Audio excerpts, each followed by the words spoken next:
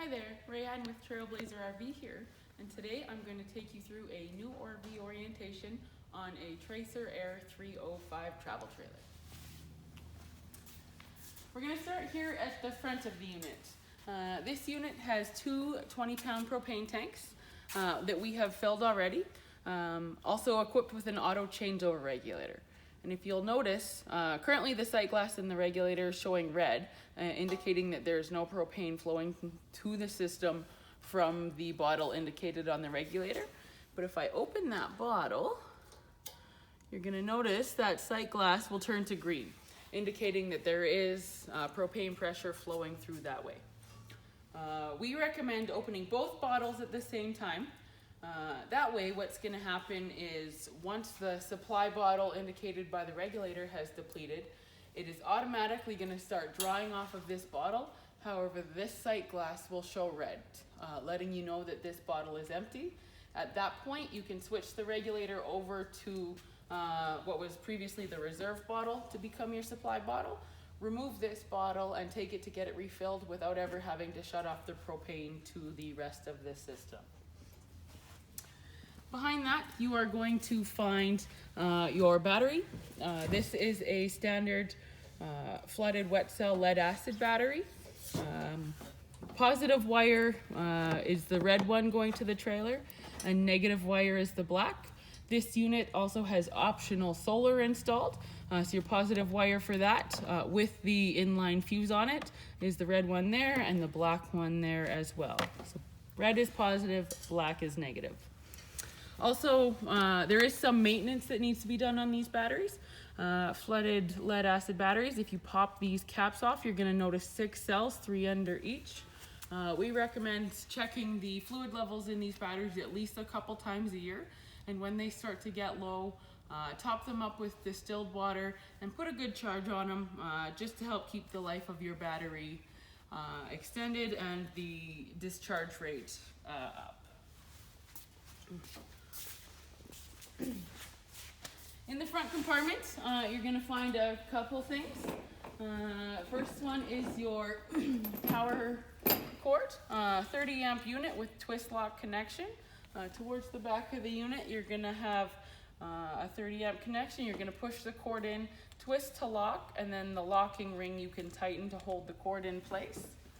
Is a 30 amp cord, so you're going to have the 30 amp prongs on the other end.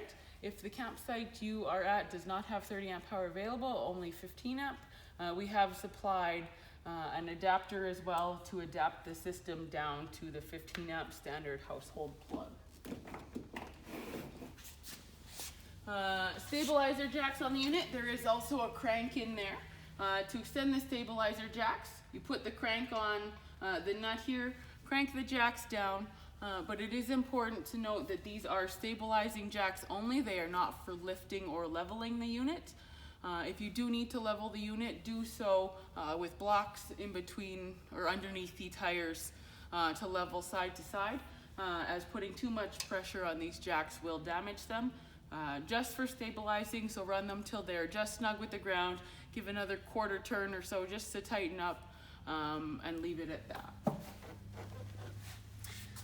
In here is your water controls.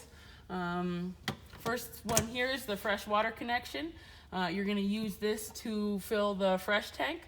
Just stick your hose in here and allow the water to run to fill the tank. We recommend always using a drinking water safe hose.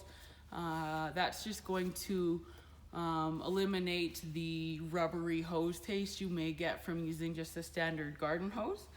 The other option, or the other thing you can get for the fresh fill is a fill nozzle. Oftentimes the end of your hose is going to be about the same size as the fresh water connection inlet. This fill nozzle is just going to help you have a little bit more control filling the water heater.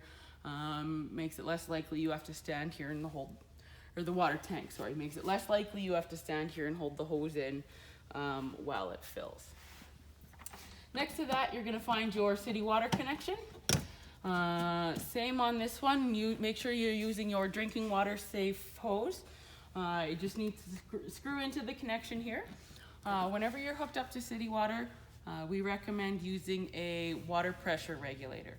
the propane or the water system in the unit is only rated for about 50 psi, and oftentimes campgrounds will have pressure either higher than that or that fluctuates.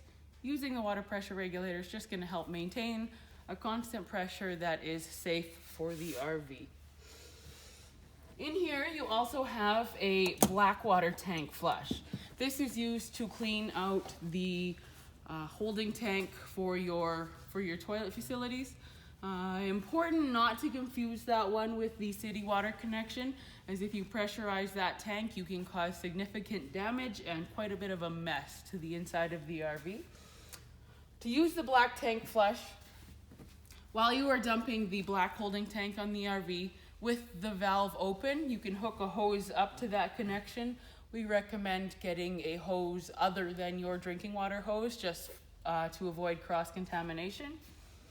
With the valve open, you can turn on the flow of water. What that's going to do is spray fresh, clean water into that tank to help dump all of the waste that's in that holding tank, and also clean off anything that may be stuck to the walls of the tank that can give you a false reading on your monitor panel inside the unit.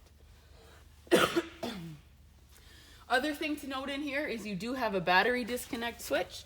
If you are putting the RV in storage for a while, you're just going to want to engage that battery disconnect just to disrupt the supply of power, or the flow of power to the RV, just so that your battery does not drain while you've got the unit in storage.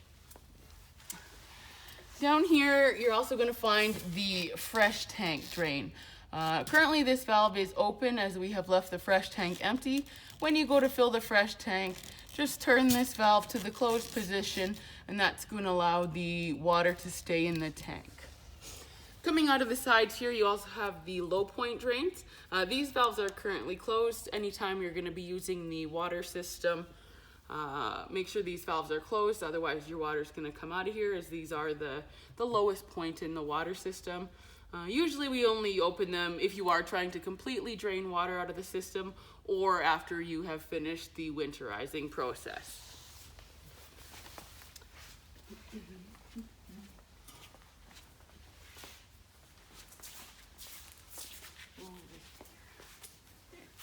Okay, down here, between the two slides, you are going to find your sewer connection.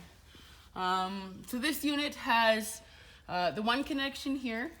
We have supplied a medium heavy duty sewer hose stored in the bumper.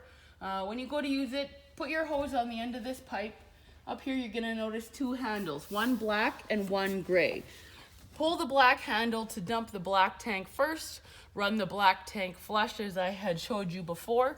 Once that is running clean, you can turn off the black tank flush, let it finish draining, close that handle, and then pull the gray gate valve handle to dump the gray tank. What that's going to do is the water from the gray tank is going to help clear some of the extra debris that may still be in the pipe or in your sewer hose, just to make the cleanup process a little bit nicer. When you're done, again, just close that valve, replace the cap on the end of the pipe, and you're ready for next time.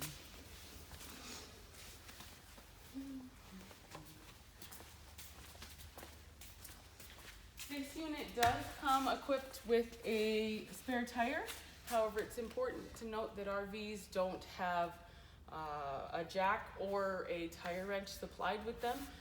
Most times the jack for the tow vehicle will be more than enough to lift the trailer if needed, but not always will the tire wrench be compatible. So it's important to either check to make sure that they are compatible, or to carry a star wrench with you just in case you do need to change a tire. This unit also has an outside kitchen. In that outside kitchen, you have a 2-burner stove.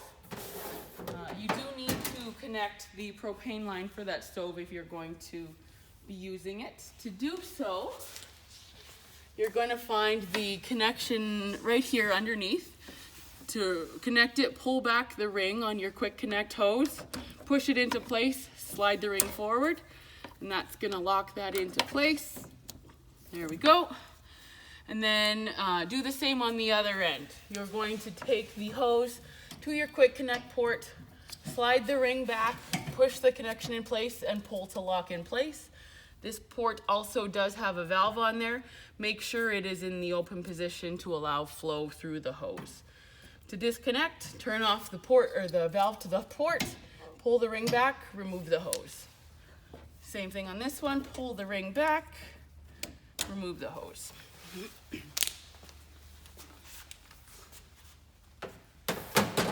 This outside kitchen also does have a smaller bar fridge. Just important to note that this fridge will only work when the RV is plugged in. It does not have any propane capabilities. Awning does, or the unit does come with a power awning. Just like to point out on this model that this awning is adjustable. And we recommend when you're out, particularly if it's raining, to just drop one corner slightly to allow water to drain off. You do so by just loosening this knob, pulling it down, and then tightening it back up again, just to allow the water to drain off. The only thing important to remember on this is to make sure it is back to the level position before you run it back in. So just loosen the knob. You can leave the knob loose to allow the awning to roll back in properly. This is the access for your fridge and furnace vents. Nothing really you need to know here. Just like to point out that this vent, particularly for the furnace vent, can get extremely hot when the furnace is on. So just something to be aware of when you're using the area under the awning, or if you have young children playing around the RV, that they need to be aware that this can get very hot. Down here where you're with your tires, we just like to point out, tires are filled to 50 psi, and the lug nuts on your unit are torqued to 100 foot-pounds. We do recommend checking the tire pressure and torque on the lug nuts as often as possible, but at the very least before a long trip. For the water heater, this water heater is very simple operation. Just like to point out on this one, the drain plug. If you do need to drain the water heater, you just need to remove this Teflon plug in the bottom corner here. You will need a 15/16 inch wrench to do that.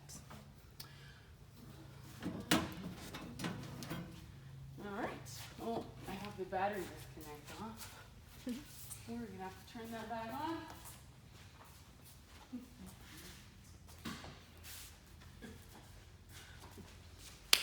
All right, now we can go inside the Tracer Air.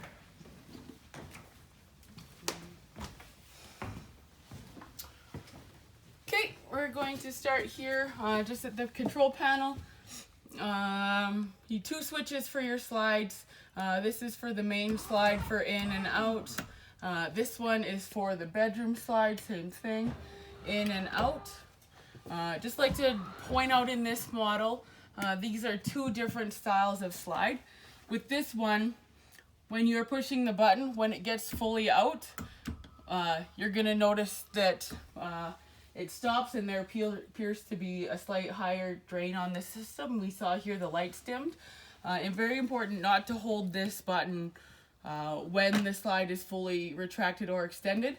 However, this slide, it is recommended that you hold the button for at least 3 seconds after the slide has fully retracted or fully extended, as it has motors on either side that need to sync when the slide is run. Also, your awning controls here, and the switches for all your lighting. This unit does have the optional solar panel installed. We've already set up the panel for your style of battery. It's just gonna read your battery charge, how many amps it's charging at. Currently 0 because we're inside, there's no sun. Battery's currently at 12.6 volts as we've used a little bit of power here while we're talking. But there isn't much need to do any adjustments on there as it is currently set up for proper use. It's just there so you can see battery levels and charging rates, that sort of thing. Below that is your carbon monoxide propane detector. This detector will go off in 3 instances. The first will be if there is a propane leak, which you will likely be able to smell. The second is if there is a carbon monoxide situation. And the third and most common time this detector is going to go off is if the battery in the RV gets low. There is a very distinct difference between the alerts. If it's alerting to a leak of some sort, it's going to be a very frantic beeping. The battery alarm is going to be more of a slow-paced beep with 10 to 15 seconds between beeps. That unit is wired direct to the RV, so there is no way to shut off a battery alarm without charging the battery. Okay, here we have your stove. Burners are all piezo ignited. So to ignite, you can just turn the knob to light and turn the sparker button. All 3 burners light fine. You can adjust the temperature from there. Just make sure they are turned back to the off position when you are not using it to cut off the flow of propane. This unit also has an oven in it. This will be the only pilot light in your RV. To light the pilot, you're going to push and hold the button to the pilot mode. While holding the button in, you're going to take your barbecue lighter and heat up the thermocouple at the back of the oven here. That's going to take 10-15 seconds. Once the thermocouple has ignited, you can go ahead and release the button. You're going to notice the flame there. You can go ahead and turn it up to whatever temperature you're wishing to cook at.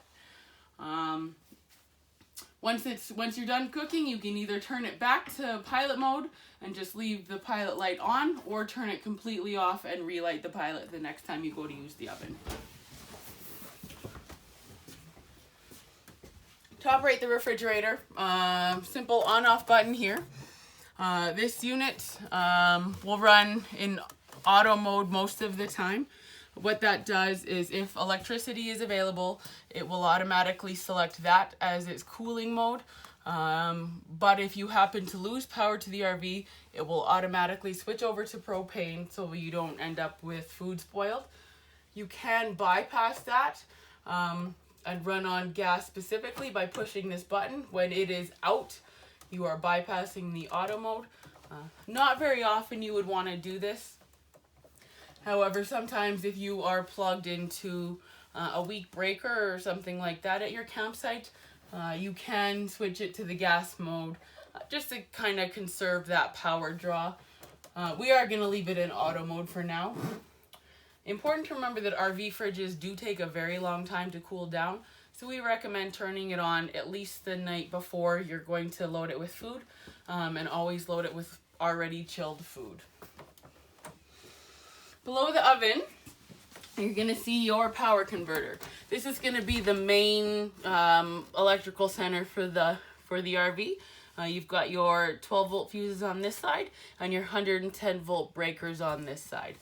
Now, it's not uncommon to blow a fuse in an RV, so we always recommend carrying a few spares with you. In your RV, you're going to have 15 and 40 amp fuses. So again, if you pick up a few spare of each of those, just to have on hand in case you need to use them. In the converter, there is also a fan. Every once in a while, you're going to hear kind of a humming sound.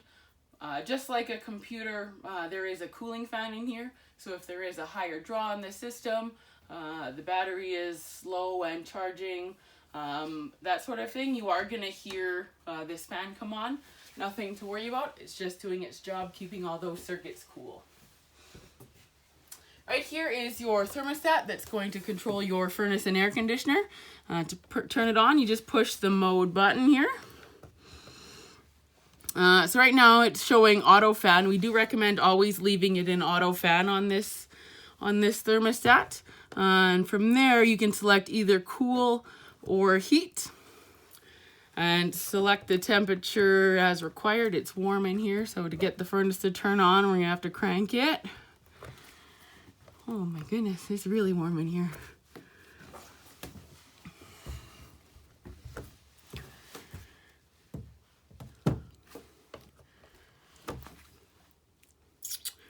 gonna give it a second here. Hopefully it catches up to us there. All right, here we go. So the furnace has sensed that it needs to turn on. So what happens is the fan is gonna come on, run for about 15 or 20 seconds, just to run through its purge cycle. Once it's finished that, you will hear the ticking. Furnace is gonna ignite, as it did there. And you're gonna have warm air flowing through the rest of the unit. Once it has reached temperature, the furnace is going to shut down. The burner is going to immediately quit. However, that fan is going to continue to run for another 45 seconds to a minute just to go through one more purge cycle, help clean out the chamber, make sure there's nothing else left in there. Running the air conditioner, you just need to switch it to cool mode. Again, you can set your temperature for wherever you want. Important to note that you do need to be plugged in for this to work, but we are not right now, so it's not going to. However, same sort of operation on the air conditioner. It is thermostatically controlled, so it will come on and off as needed. Now we're going to leave it off. On this, I'm just going to point out again, make sure you leave the fan in auto mode. Otherwise, it will cause all sorts of confusion between your furnace and air conditioner in this style of unit. Okay, in the washroom of the units, we are going to find both our monitor panel and our controls for our water heater. So right now on the monitor panel, your battery is reading good. You will likely only see it read C or charging if the battery is plugged in, or the solar panel has your battery completely topped up. Fresh tank reading empty, and both black and gray tanks are reading empty. Those levels will adjust depending on the amount of liquids in the tank. Also, your pump button is here. So this will control your water pump. If you're drawing off the fresh tank, that needs to be on. These are your controls for the water heater. This button will turn the water heater on in electric. If you have, this is the propane. If you're running off propane, the little flame here will turn it on. You're gonna notice, it lit right away. So your fault light didn't come on. If there is an issue with the water heater, this fault light will come on to indicate that it hasn't lit. This is the switch you'll use to run on electric. This will only work if the RV is plugged in. Or some people do choose to run both if you're plugged in, just to heat the water heater up a little bit faster. Right here, just at the toilet, we like to make a couple recommendations. Number one, you always need to use RV toilet paper. And the second is you always need to use some sort of holding tank chemical to help reduce smell and break down waste. It does come in a powder, a liquid, or a tablet form. It doesn't matter which one you use, as long as you're using something. Whatever you're comfortable with is good. After you've dumped the holding tank, we recommend putting a new charge of the chemical in the toilet. If you step on the foot pedal and depress halfway, it's gonna allow you to fill the bowl.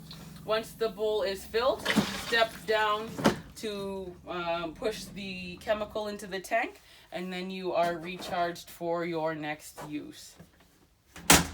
The other thing in this area we like to point out is the GFCI, ground fault circuit interrupter outlet. It's going to be the same as the one in your bathroom in your home. However, in an RV, the majority of outlets will be connected into this circuit. So if the unit is plugged in and you find you don't have power to your outlets, come into the bathroom and check this GFI. It's likely the circuit has tripped. Just go ahead and push the reset button. You're going to hear it click in, and then your outlets should start working again. And I think that pretty much concludes it for the Tracer Air. I thank you for watching, and if you have any other questions, please feel free to contact us here at Trailblazer RV, or check us out online at www.trailblazerrv.com. Thank you.